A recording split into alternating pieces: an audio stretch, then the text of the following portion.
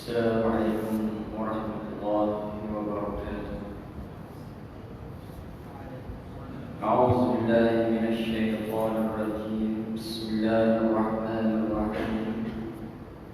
الحمد لله نحمده ونستغفره ونعوذ بالله من شرور أنفسنا ومن سيئات أعمالنا. من يهده الله فلا مضل له ومن يضلله فلا هادي له. أشهد أن لا إله إلا الله وأشهد أن محمدا رسول الله. والصلاة والسلام على أشرف الأنبياء والمرسلين وعلى آله وأصحابه أجمعين. سبحانك لا علم لنا إلا ما علمتنا إنك أنت العليم الحكيم. ولا حول ولا قوة إلا بالله العلي العظيم. رب اشرح لي صدري ويسر لي أمري واحلل عقدة من لساني يفقه قولي. أما بعد، فيا عباد الله اتقوا الله. أوصيكم وإياي بتقوى الله فقد فاز المتقون. وأما بعد، Alhamdulillah, kita rafa'kan setinggi-tinggi pujian kehadirat Allah Subhanahu wa ta'ala, dan kita bersyukur kehadirat Allah Subhanahu wa ta'ala kerana dengan limpah kurnia taufik dan hidayah Allah Subhanahu wa ta'ala dapat kita menyambung kembali kuliah maghrib menggunakan kitab Qanun Jinayah Syar'iyyah dan sistem kehakiman dalam perundangan Islam berdasarkan Quran dan hadis oleh Haji Sa'id Haji Ibrahim, bekas Mufti Negeri Sabah. Kita sambung dalam perbincangan bab yang kedua, hudud, fasal pertama, zina. Qala al-mu'allif rahimahullah wa nafa'na bi'ulumihi fid darain amin ya rabbal alamin. Yani pada tajuknya menjalankan hukuman rajam.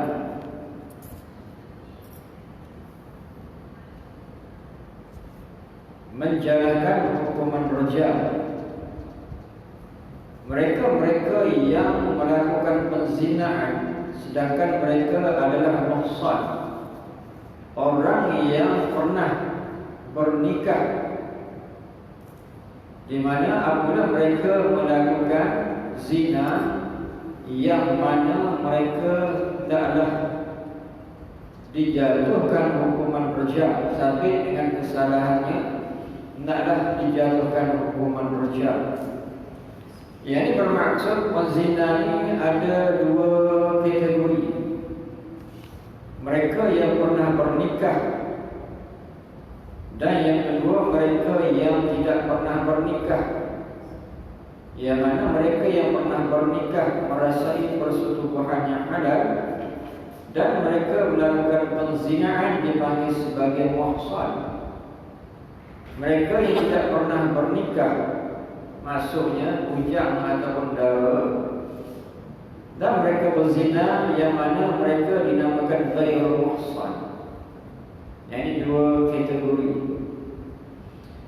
Dan kategori muhsan, sabit dengan kesalahannya mereka kena dihukum dengan hukuman rajam, yang sampai mati. Dan ghairul muhsan sebat 100 rotan dan dibuang negeri. Kedua-dua hukuman itu sabit dengan dalil sama ada Al-Quran dan hadis.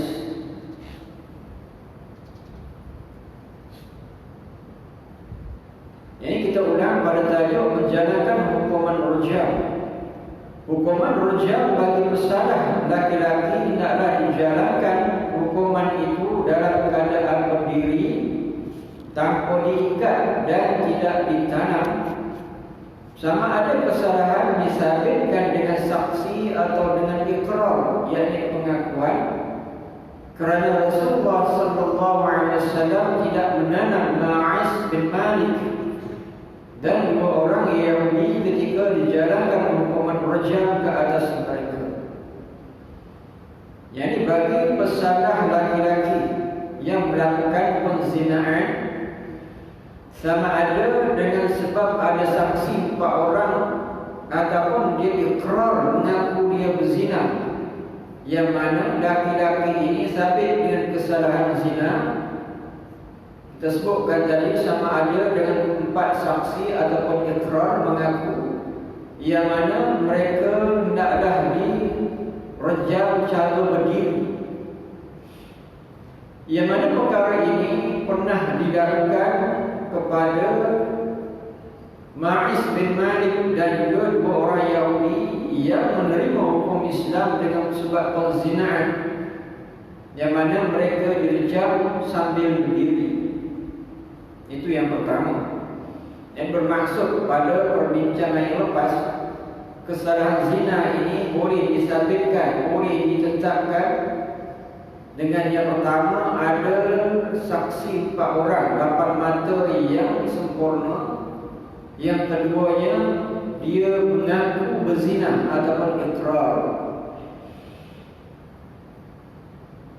Itu yang pertama. Bagi pesalah perempuan yang dijatuhkan hukuman rajam, hendaklah ditanam sebahagian badannya jika kesalahannya itu disabitkan dengan saksi. Cara menjalankan hukuman rajam ke atas pesalah-pesalah perempuan sebagaimana tersebut adalah merujuk hadis Rasulullah SAW yang diriwayatkan daripada Abi Bakrah daripada bapanya, katanya. Yang kedua, pesalah penzina perempuan, yakni perempuan yang berzina yang disabitkan dengan hukuman rajam dengan sebab saksi. Maknanya mereka itu disabitkan dengan hukuman rajam sebab ada saksi berzina dan disaksikan, yang mana mereka ini hendaklah ditanam, mana ditimbus separuh badannya baru direjam sampai mati. Yang perkara ini merujuk hadis Rasulullah SAW yang diriwayatkan daripada Abi Bakrah daripada bapanya, katanya, anna Nabi sallallahu alaihi wasallam rajama imra'atan fahafara laha ila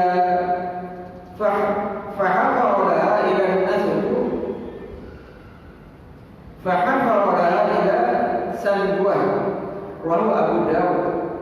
Kita ulang, tak apa nampak.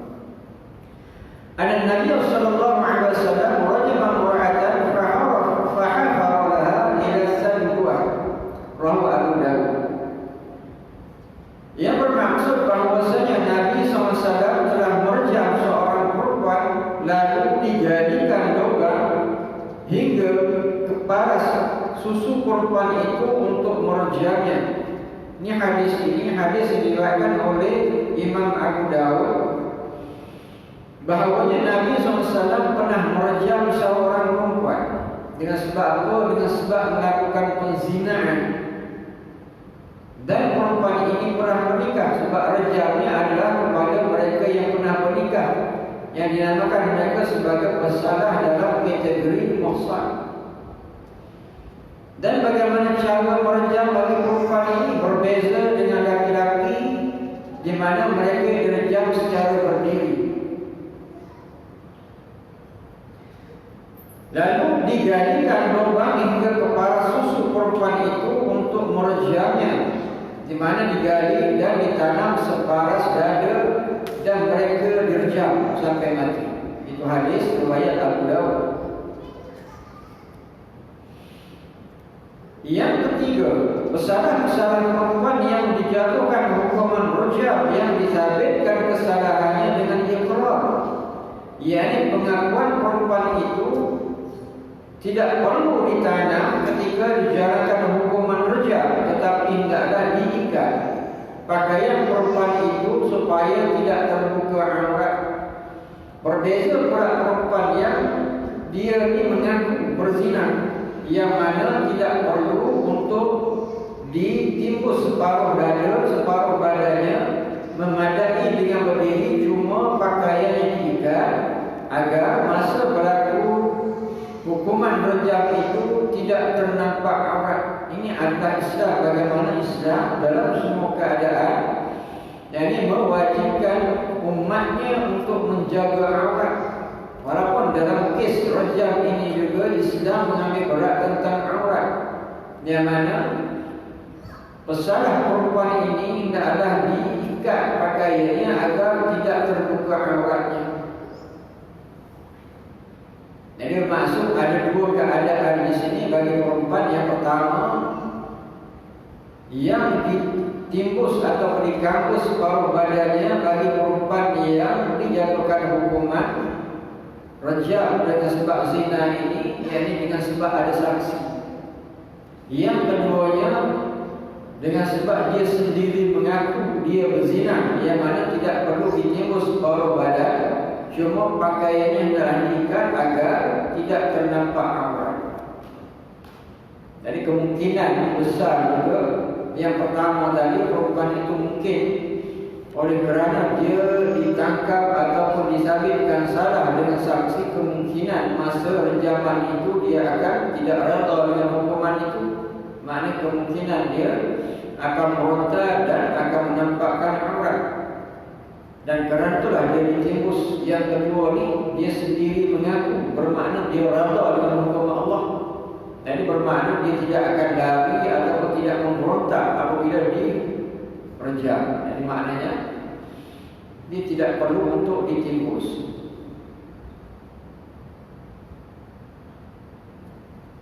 Yang keempat, mereka yang mati disebabkan rejam, mayat mereka itu hendaklah dimandikan, dikafankan, disembahyangkan dan dikebumikan di perkuburan orang Islam sebagaimana hadis Rasulullah SAW yang diriwayatkan daripada Buraidah mengenai mayat Ma'is bin Malik yang mati direjam, sabdanya. Dan bagaimana pula dengan mayat yang dihukum rejam, sebab rejam itu rejam sampai mati. Jadi bermakna orang itu mati, pesalah itu dia akan mati, yang mana mereka hendaklah diperlakukan seperti orang Islam yang lain. Orang yang dihukum rejam ini apabila mati, hendaklah dilaksanakan hukum kifayah seperti mayat yang lain, seperti dimandikan, dikafankan, disembahyangkan dan dikebumikan di perkuburan orang Islam. Yang mana perkara ini ada hadis yang berlaku kepada Ma'is bin Malik, ia direjam sampai mati, di mana sabda Rasulullah SAW, "Isna'u bihi ma tasna'u bimautakum." Rawi Ibni Abi Syaibah, yang bermaksud laksanakanlah mayat Ma'is itu sebagaimana kamu laksanakan mayat-mayat kamu. Yang mana dalam hadis ini Rasulullah SAW suruh agar dilaksanakan, diselesaikan urusan kematian Ma'is bin Malik yang direjam sampai mati itu seperti bagaimana matinya orang Islam yang lain. Jadi bagaimana kematian orang Islam yang selain daripada mati kerana mati syahid. Orang mati syahid berbeza dengan orang yang mati biasa. Maksud syahid di sini, syahid kerana mempertahankan Islam, terbunuh mempertahankan Islam, seperti mana yang berlaku kepada para sahabat, di mana mayat mereka tidak boleh dimandikan dan mereka dikebumikan dengan pakaian yang berdarah itu, dan juga mereka tidak disolatkan.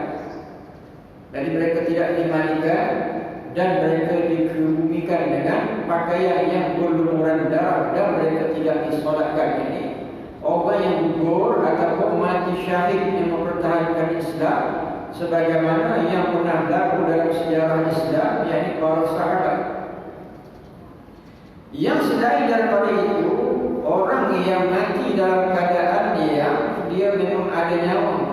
Dalam bab kematian ini dia ada berapa keadaan. Satu, bayi yang gugur, sebab dia gugur tidak ada nyawa. Yang mana bayi yang tidak ada nyawa di mana dia gugur sebelum umur 6 bulan, yang mana tidak perlu disembahyangkan dan tidak perlu dimandi dan dikafankan.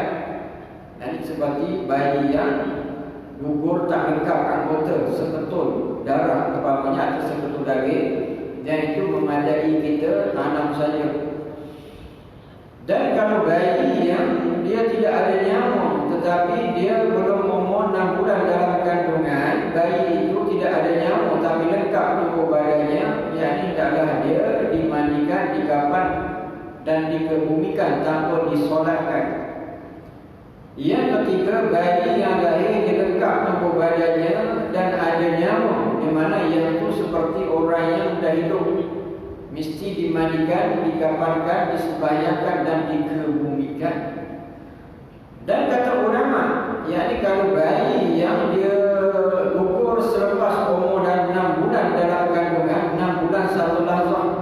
6 bulan satu lahzah maknanya 6 bulan satu momen masuk lahzah di situ, yakni seperti bercampurnya air mani, itu panggil lahzah. Dan selepas bercampur air mani terus lekat benih itu selama 6 bulan dalam kandungan ibunya dan dia gugur, yang mana 6 bulan satu lahzah dan ke atas, bayi itu dikira sebagai hidup, dia lengkap tubuh badan dan dia bernyawa. Dan kalau dia gugur, nak disempurnakan 4 keadaan: mandi, kafan, sembahyangkan dan ditanamkan.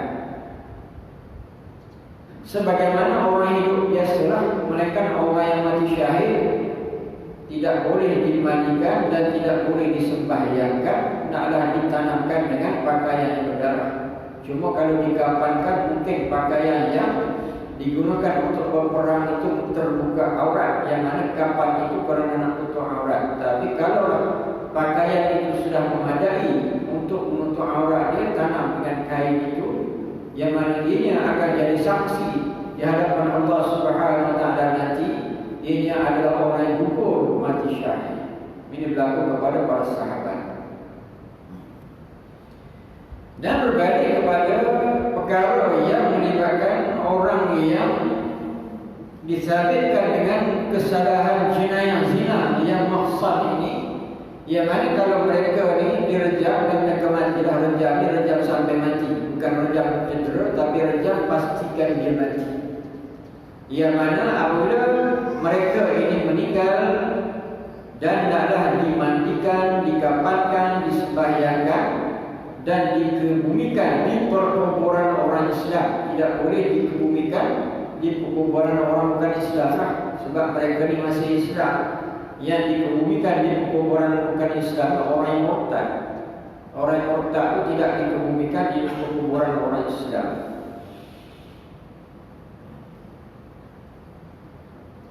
Ini saja dengan hadis yang diriwayatkan oleh Ibn Abi Syaibah, "Isna'u bihi ma tasna'una bi mautakum."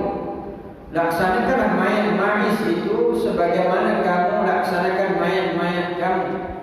Maknanya mayat-mayat kamu ini yang selain daripada mati syahid tadilah, dan selain daripada bayi yang gugur tanpa ada roh, tanpa sempurna jasad dia, hanya mungkin sebagai seketul darah, yang mana kalau bayi yang gugur tanpa roh dan tanpa jasad yang sempurna itu memadai dengan ke bumi sahaja. Jadi kalau orang hidup macam kita ni, mesti 4 perkara yang kita ulang: dimandi, dikafan, disembahyang dan dikebumikan. Ini yang dimaksudkan ma tasna'una bi mautakum, sebagaimana dilaksanakan mayat ataupun mayat-mayat yang mati daripada kalangan kamu. Habis. Dan satu perkara juga, kita tidak boleh menghina orang yang mati kerana rejam ini. Sebab dengan hukuman rejam itu pun, itu balasan yang Allah Subhanahu Wa Taala akan mengampunkan dosanya. Dan lebih-lebih lagi dia bertaubat kepada Allah dalam keadaan dia direjam itu, di mana pahalanya besar di sisi Allah Subhanahu Wa Taala.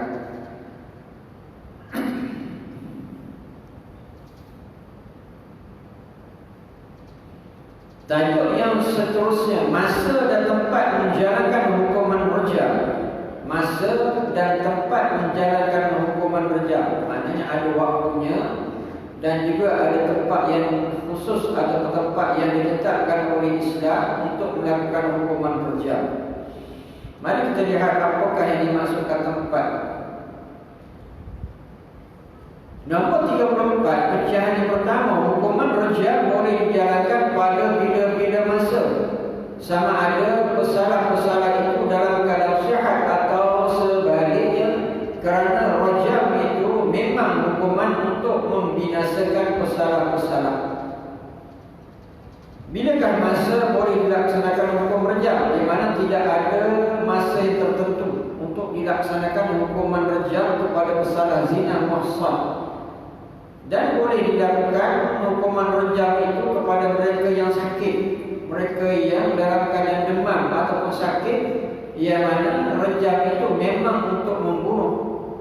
Mana satu orang yang dia sakit, dan kalau rejam mana tak ada kaitan dengan sakit, dan rejam itu mana rejam itu memang nak membunuh. Sama ada orang itu sehat ataupun sakit, memang nak direjam. Jadi tidak ada dibezakan waktu itu, dan juga tidak dibezakan keadaan bila-bila.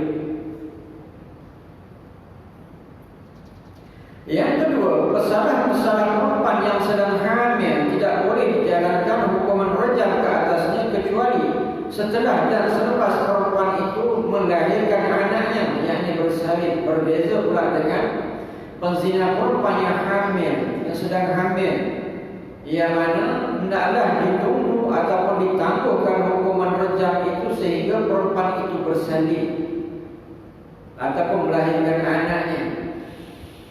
Jadi perkara ini boleh rujuk dalam kitab Al-Ahkam Al-Fiqhiyah, juzuk yang kedua, muka surat 501. Yang ketiga, pecahan yang ketiga, hukuman rejam tidak boleh dijalankan di dalam masjid, malah hendaklah dijalankan di tempat yang luas dan jauh daripada tempat tinggal pesalah-pesalah itu. Hukuman rejam juga tidak boleh dijalankan di masjid, yang mana dia akan mengotorkan masjid. Najis darah itu adalah najis apabila dibalik dengan batu, makna dia akan berdarah. Rejam itu makna dibalik dengan batu dan berdarah, pecah untuk badan. Yang mana darah itu adalah merupakan najis, dia akan menajiskan masjid. Yang mana pesalah hukuman rejam ini hendaklah dilakukan di tempat yang luas dan jauh daripada tempat tinggal pesalah. Maknanya di zaman Rasulullah SAW dulu ada tempat yang khusus untuk melaksanakan hukuman rejam ataupun hukuman bunuh bagi pesalah yang membunuh, hukum qisas, ada tempat yang khusus.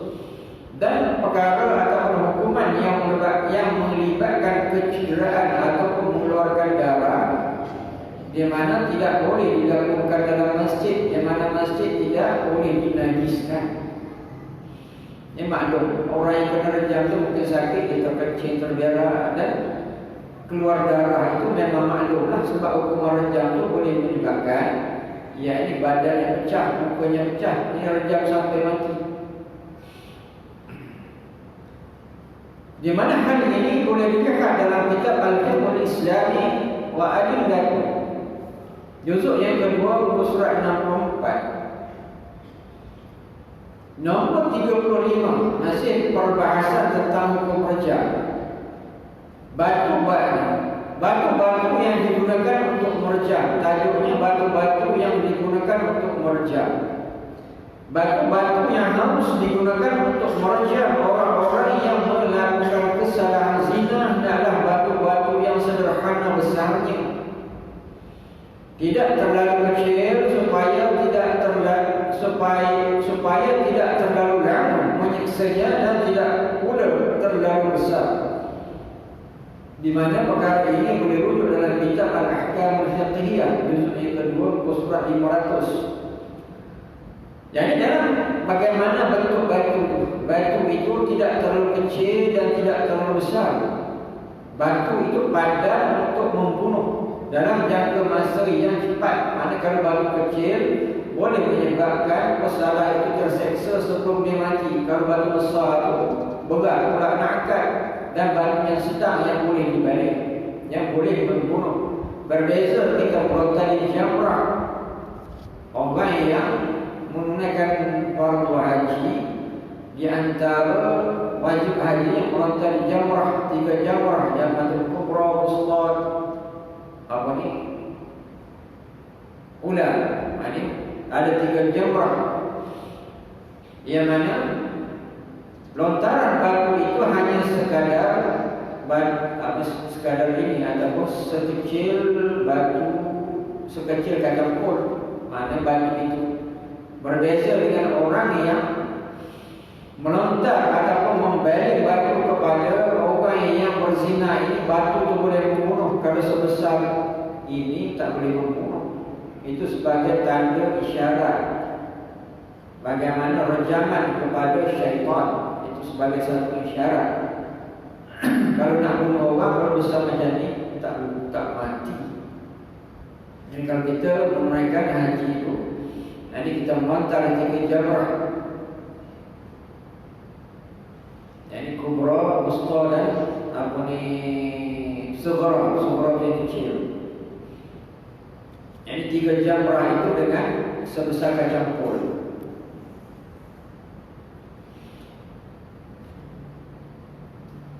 Nombor yang 36, caranya yang pertama, menjalankan hukuman sebat. Di sini pula menjalankan hukuman sebat. Hukuman sebat boleh dijalankan dengan menggunakan camti, dengan pukulan yang sederhana sebanyak 100 kali. Dan camti itu digunakan untuk penyebat. Itu bukan camti yang basah supaya tidak melupakan, dan bukan pula camti yang bercabang atau pecah. Boleh rujuk dalam kitab Al-Fiqh 'ala al-Mazahib al-Arba'ah.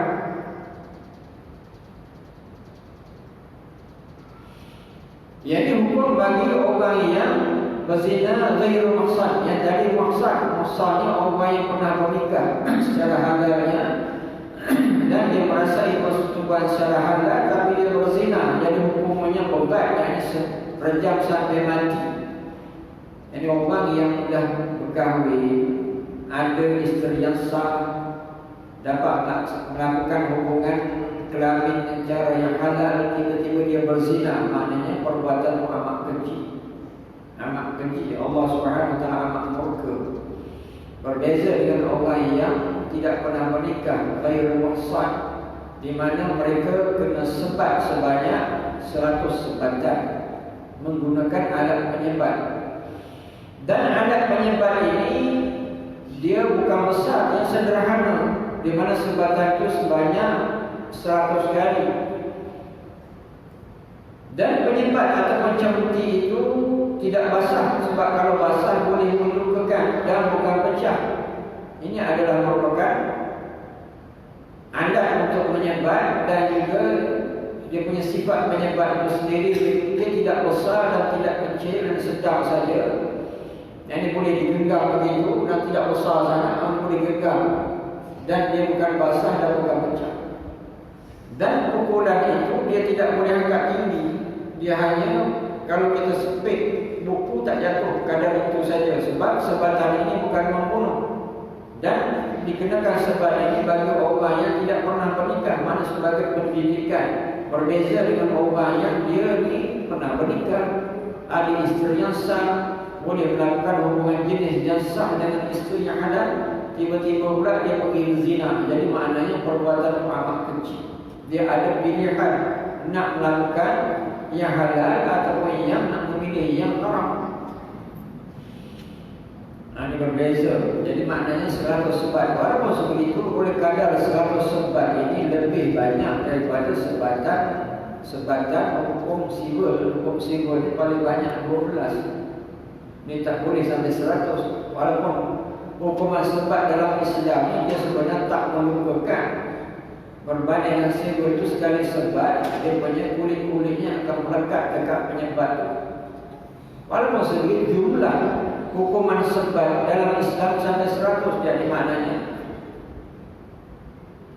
hukuman yang ada dalam hukum jenayah syariah yang dilakukan di mahkamah syariah syariah itu, di mana hukuman itu memang tidak boleh melebihi kadar hukuman yang dijalankan di mahkamah sivil. Itu tertakluk kepada akta di negara kita. Bila ada dua bentuk undang-undang, satu akta dan juga enactment. Akta ni yang melibatkan kelulusan parlimen. Kalau enactment itu adalah merupakan undang-undang di bawah kerajaan negeri, hanya boleh diubah enactment itu melalui Dewan Undangan, Dewan Rakyat atau Dewan Undangan Negeri. Kalau akta itu boleh diubah melalui parlimen.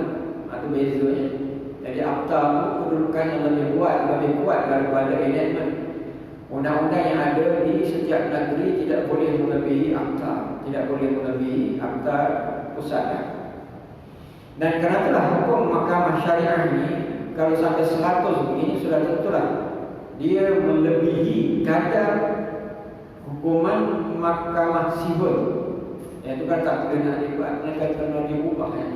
Walaupun sebenarnya sebatan itu tidak mencederakan pun, tidak boleh menggunakan sebab syarat. Ada.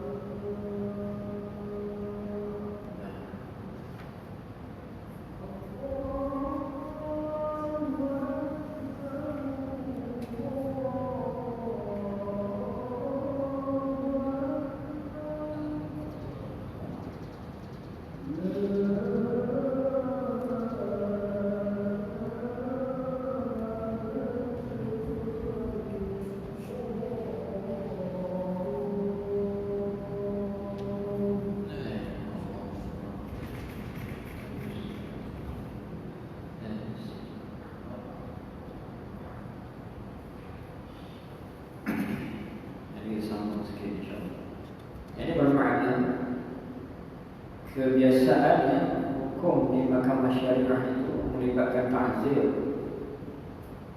Sebab kalau kita pandukan di sini 100 sebab ini dia akan melebihi daripada kadar hukum sivil. Jadi kita hukum ta'zir.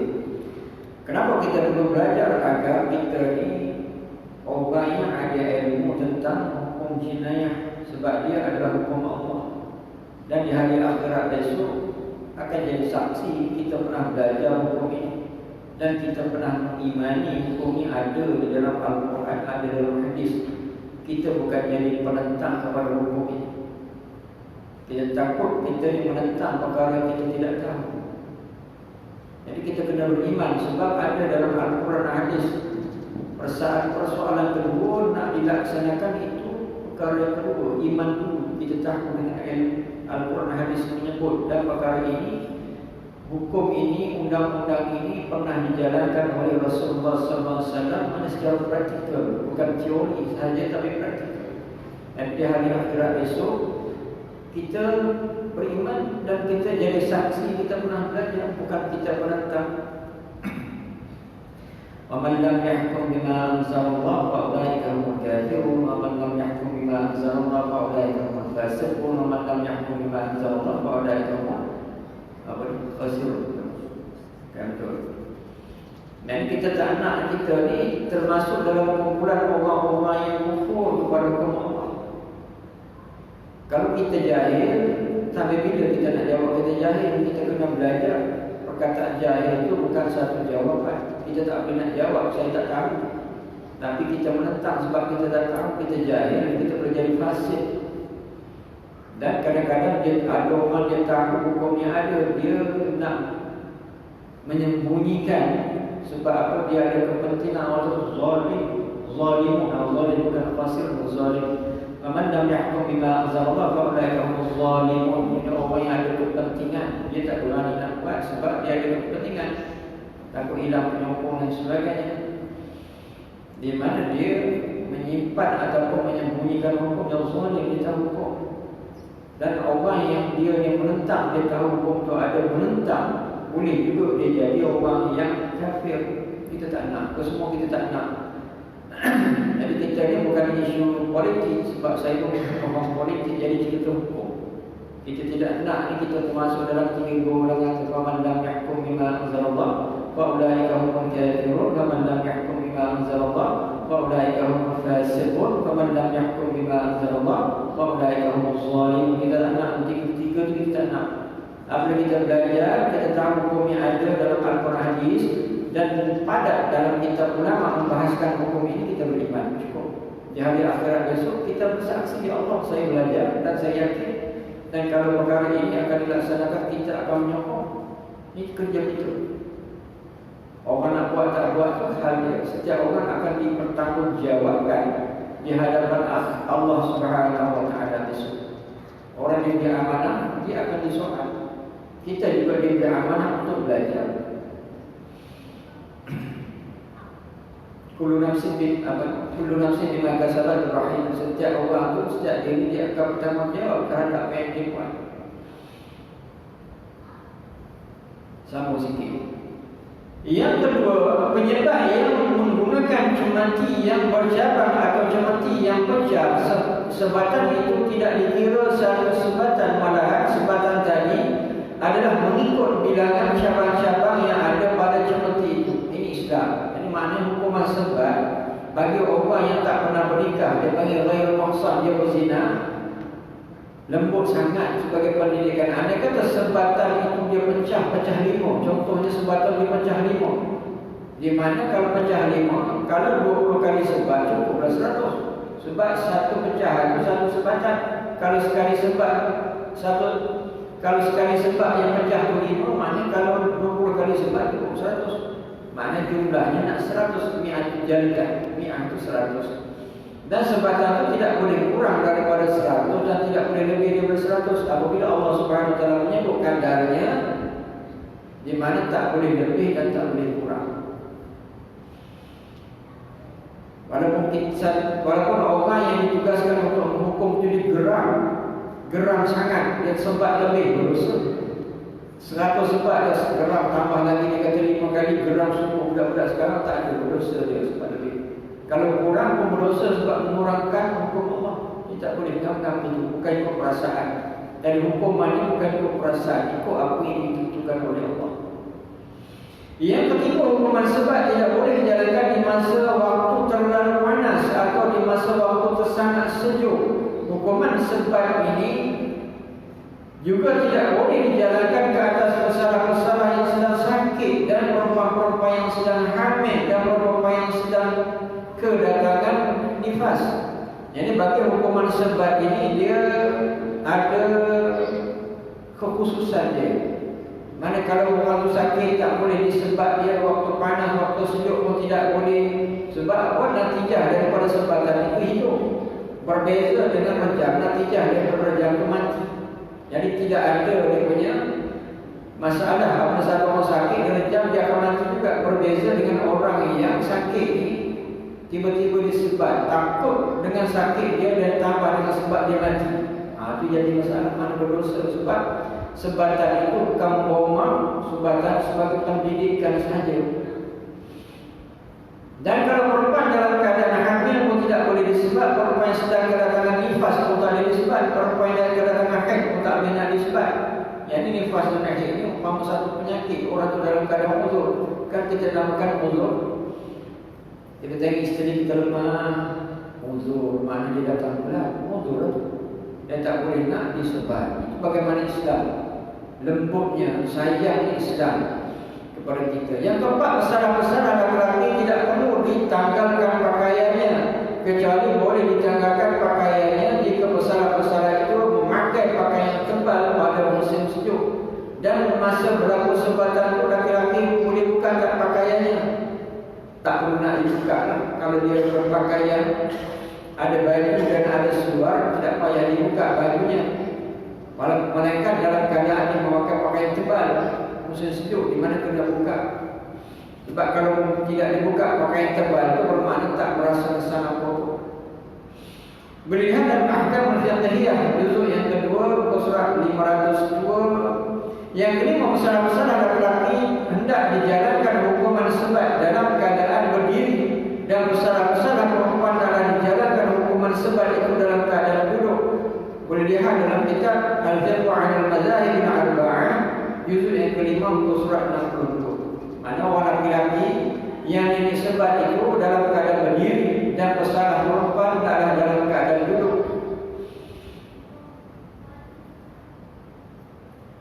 Yang seterusnya nama 6, hukuman sebat tidak boleh dijalankan terus menerus pada satu anggota sahaja, malah hendaklah berpindah sebatan itu dari satu anggota kepada anggota yang lain, kecuali muka, kemaluan dan kepala. Menurutnya dalam Fiqh Sunnah juzuk yang kedua 425. Jadi bahagian untuk disebat itu yang tak boleh sebabnya muka, tidak boleh disebabnya kemaluan, tidak boleh disebab kepala. Itu tak boleh disebab kepala, tak ada sebab, muka tak ada sebab, kemaluan tak ada sebab. Dan bahagian yang disebab itu tidak boleh di satu tempat saja, mesti disebab bahagian-bahagian yang lain. Yang tak bolehnya kita ulang kepala, muka dan dua kemaluan, tak boleh sebab itu. Jadi maklum kepada kita bahagian muka dan kepala ni satu bahagian sensitif. Kalau kena salah dia boleh mudarat atau boleh mati. Sehingga kalau suami yang nak mendidik isteri yang amat degil, berlaku musyuk dan nasihat, dah asingkan tempat tidur pun masih, dia degil juga, musyuk juga, derhaka juga, boleh sebat. Tapi pukulan itu pukulan manja lah, pukulan untuk mendidik suami yang baik. Tak pernah menyentuh isterinya, tapi isterinya degil, musyuk, derhaka. Di mana pukulan manja itu tak boleh di bahagian muka, kepala tak boleh. Yang paling eloknya bahagian kaki, hanya untuk mendidik, bukan gerak, bukan sebagai mengikut emosi. Jadi bayangkan suami yang baik, tiba-tiba isterinya degil. Suami tak pernah marah, di mana suami tegur, nasihat, asingkan tempat tidur dengan isteri, yang mana suami boleh ambil tindakan yang terakhir hanya sebat bahagian bawah sahaja. Sebatan itu bukan melupakan, tapi sebagai teguran. Suami yang penyayang lagi itu menegur, suami yang tak pernah marah, tapi isterinya fikir. Jadi bukan tuan-tuan, bukan puan-puan, orang lain. Dan isteri yang nusyus, maknanya bahagian kepala ni tak boleh kita sentuh sama-sama pun. Tak boleh kita ni pukul muka, kepala, tak boleh, itu haram. Bahagian yang sensitif dan muka kepala ni bahagian mulia bagi manusia. Bahagian kepala ni kita boleh tundukkan untuk Allah sahaja. Untuk manusia tak boleh, sesama manusia tak boleh. Dan kerana itulah muka dan kepala ini bahagian yang sensitif. Yang terakhir, tujuan hukuman sebat yang terakhir. Hukuman sebat boleh hukuman sebat bukanlah bertujuan untuk mematikan penjenayah-penjenayah sebagaimana hukuman rejam yang dikenakan ke atas orang-orang yang zina muhsan, tetapi sebenarnya adalah merupakan hukuman untuk menghalang dan mencegah penjenayah melakukan jenayah syar'iah dengan berterusan. Merujuk al-fiqh al-Islami wa al-Fiqh juzuk yang ke-6 muka surat 14. Jadi sebagai tujuan berbeza dengan rejam. Hukum rejamnya adalah tujuan memang untuk membunuh bagi mereka yang pernah menikah tapi mereka berzina, bagi muhsan. Jadi hukumannya rejam sampai mati. Berbeza dengan sebat, dan tujuan untuk mendidik dan mencegah manusia agar jangan berzina. Orang bujang anak dara ni, kalau dah ada kemurasangan untuk menikah. Kalau berzina tu di mana akan jadi orang yang termasuk kumpulan ghairul muhsan. Jadi sebatan itu untuk mendidik, mencegah masyarakat daripada melakukan jenayah zina. Allahu a'lam bissawab. Mudah-mudahan dapatlah kita memahami sedikit sebanyak proses hukuman dalam Islam, dan agar kita beriman dan kita yakin itu daripada Allah, dan bukan kita jadi penentang pada Allah. A'udzubillahi minasyaitonir rajim.